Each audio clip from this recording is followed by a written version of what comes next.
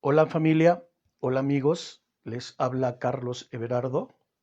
Me da mucho gusto estar en estos momentos, a esta hora, platicando con todos ustedes. Gracias por detenerse a escuchar el audio. Si te interesa, lo puedes compartir, puedes comentar. Solamente pido educación para hacer los comentarios correctos, nada más. ¿Es bíblico el arrebatamiento? Es decir, la idea que tiene la iglesia evangélica de que en cualquier momento el creyente cristiano va a desaparecer, su ropa va a caer, como se muestra en la ilustración, y de repente van a aparecer miles de millones de cristianos en el cielo, en el reino de Dios en los cielos, y 7 años allá arriba van a darse premios, van a venir las bodas del Cordero, la cena del Señor, y mientras eso sucede allá, 7 años, dice la visión del arrebatamiento, la visión cristiana, que aquí abajo van a iniciar los 7 años de la gran tribulación. Una tribulación como nunca se ha visto.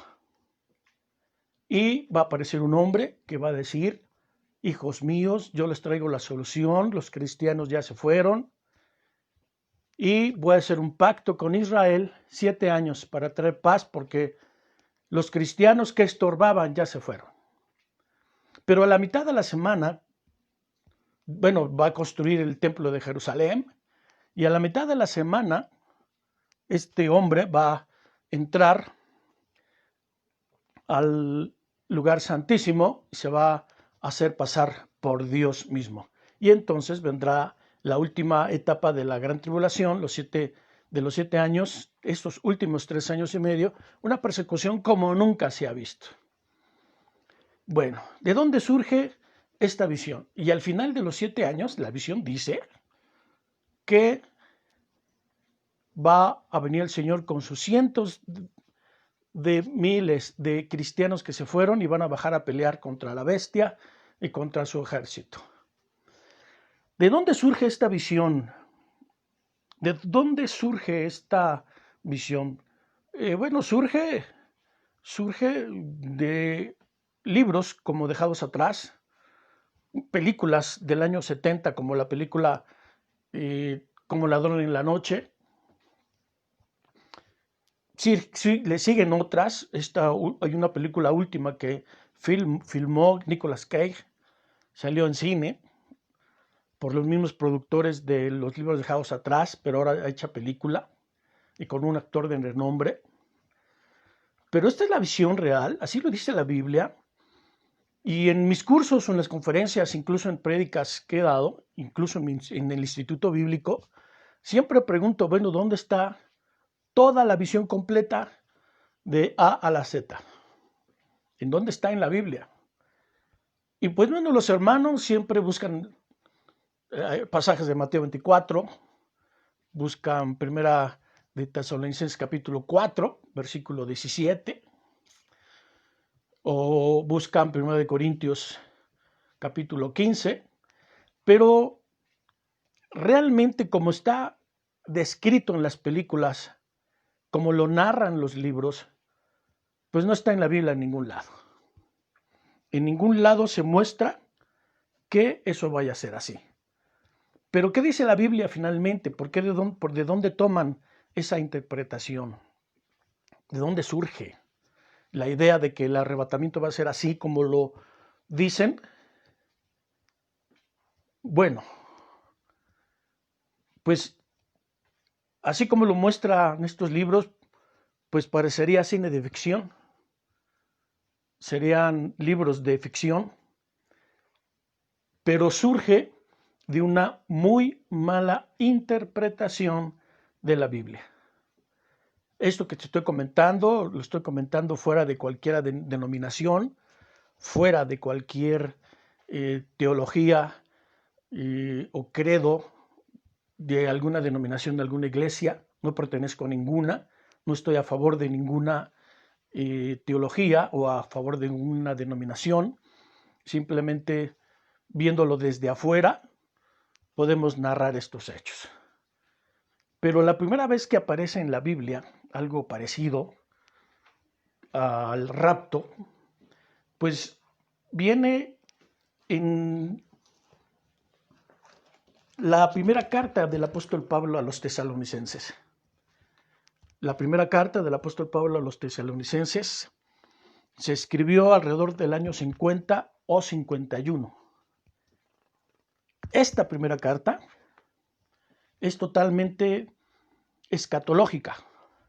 El apóstol Pablo esperaba ya que viniera el Señor en su tiempo.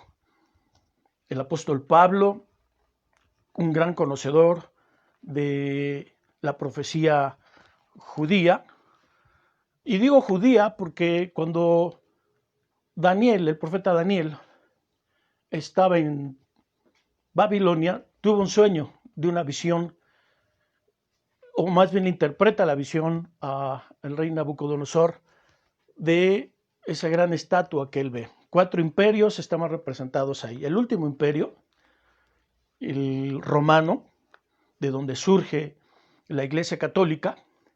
Recordemos que en Apocalipsis, la bestia, hay 2 bestias en el capítulo 13, es el Imperio Romano, y en el capítulo 17 la misma bestia cabalgado por una mujer.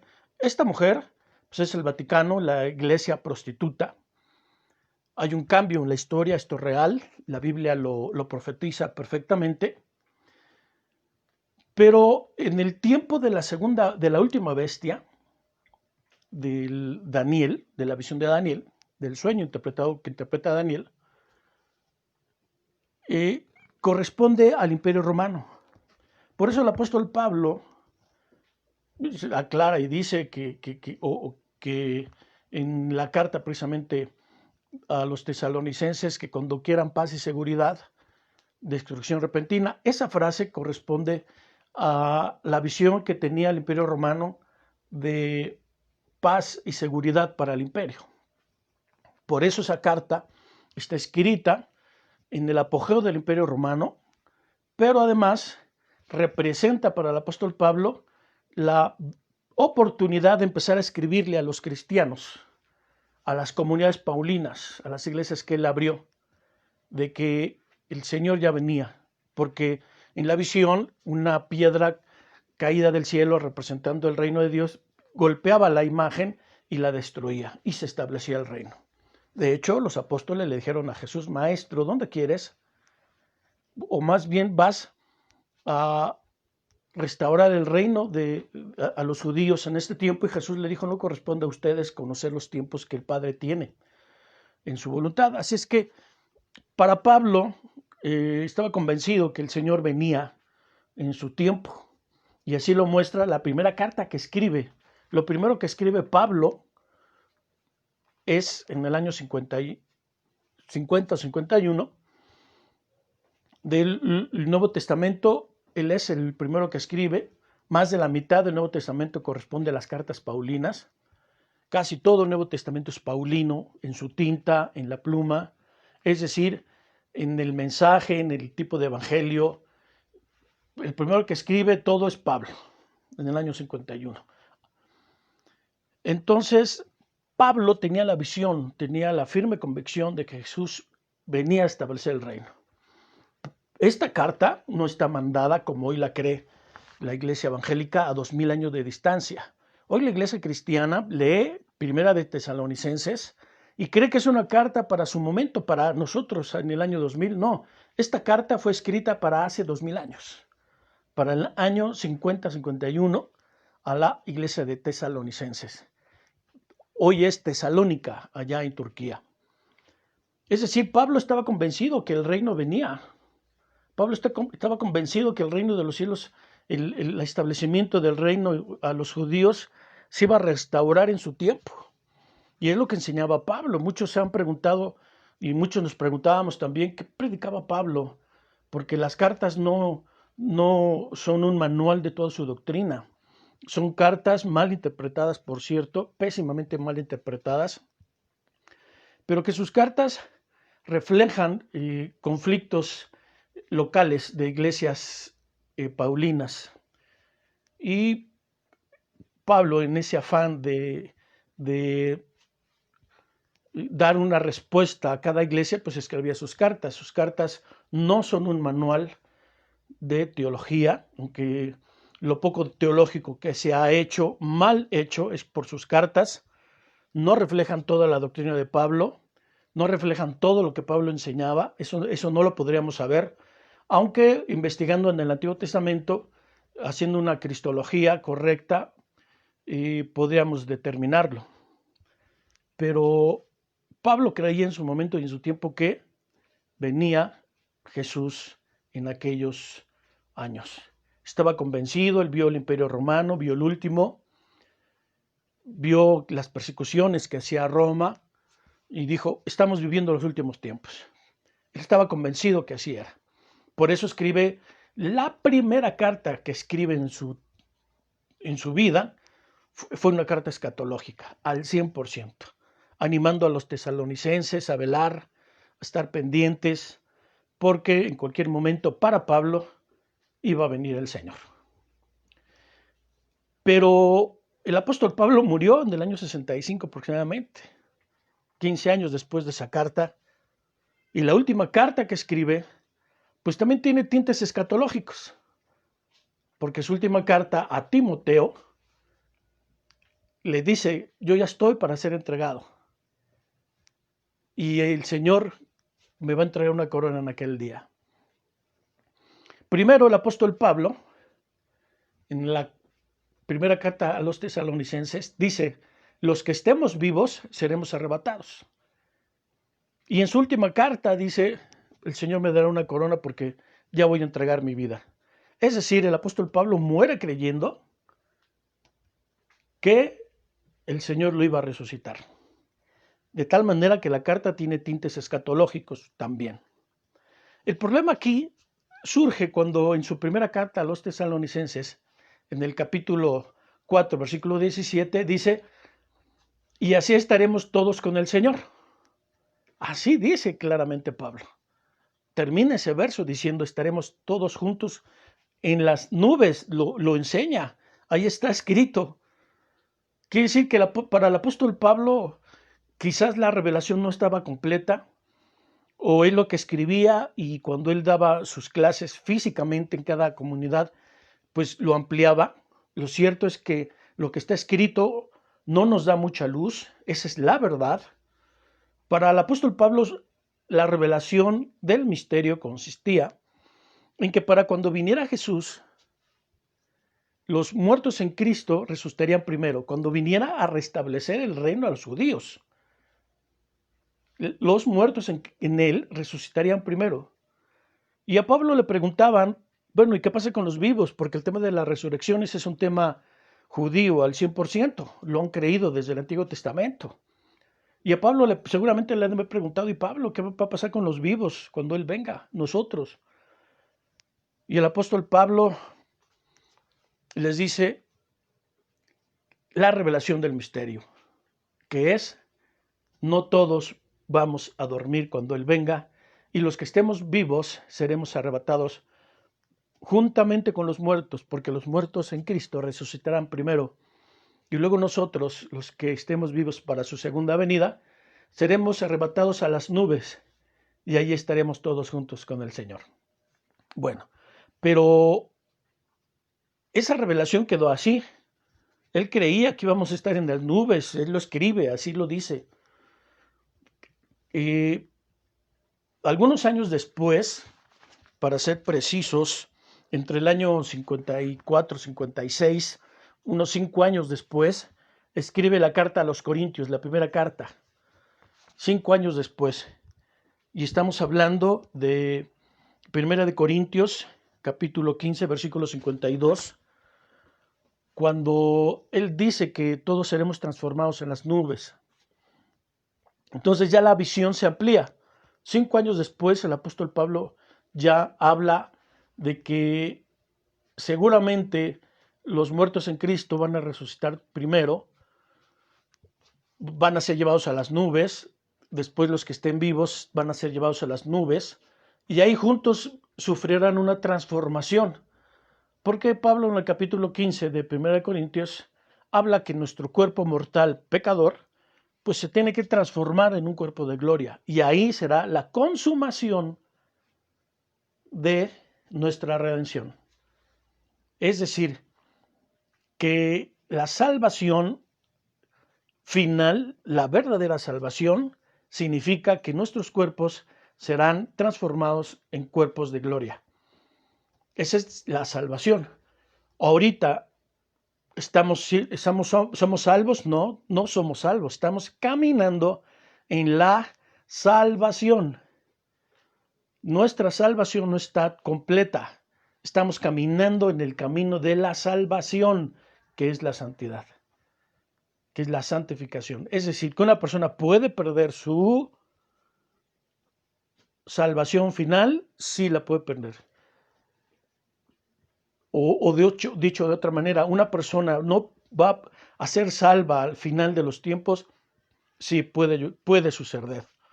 Si una persona no se santifica, no cree en la verdad, pues la salvación real, la final, la salvación de nuestros cuerpos, la transformación de nuestros cuerpos de cuerpos mortales a un cuerpo de gloria, cuerpos glorificados sin el efecto del pecado, pues una persona que no se santifica sí la va a perder.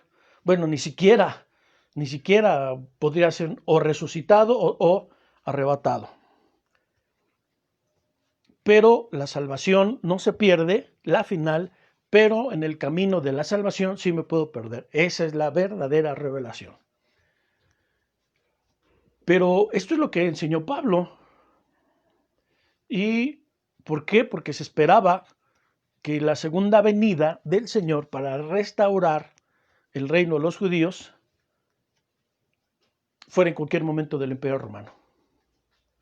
Es decir, la visión de un rapto previo, y después 7 años después la segunda venida, no está en la Biblia en ningún lado.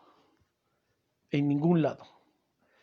Obviamente el apóstol Pablo no envió al futuro esa carta. No fue una carta escrita para los cristianos del año 2020 o 2030 o 2040 o 50. Realmente no fue así. La esperaban en su momento y en su tiempo la segunda venida de Jesús, de Yeshua, su nombre hebreo real, y no sucedió.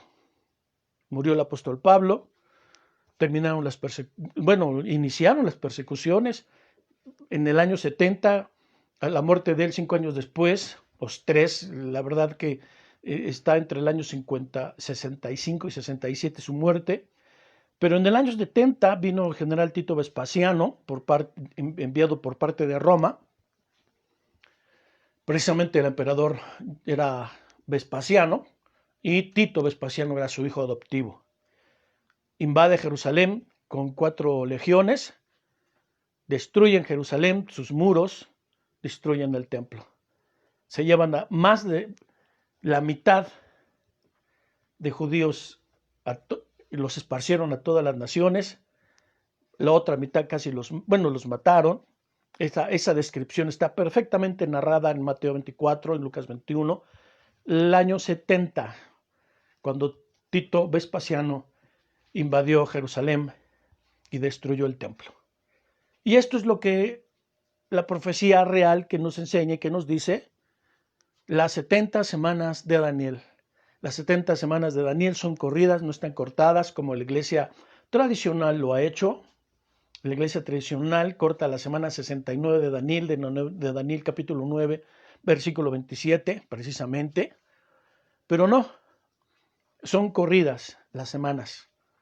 Desde el año 520 aproximadamente antes de Cristo, se cuentan las semanas y las 70 semanas corridas terminan precisamente en el bautismo de Jesús. Y está perfectamente cuadrado el tiempo cuando dice Daniel 9:27 que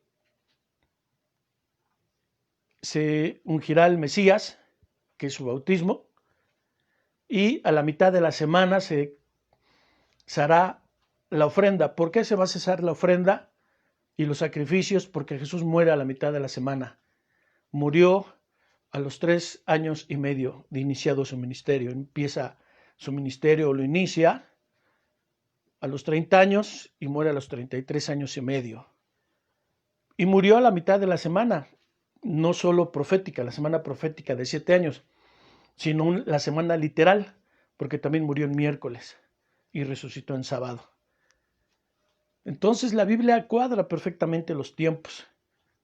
Y inmediatamente después, en el año 70, el hombre y el príncipe que habría de venir destruye el templo y se lleva la menorá a Roma. Y está en Roma la menorá actualmente, con el altar del incienso, la mesa de los panes de la preposición y muchas cosas de oro del templo están en Roma actualmente.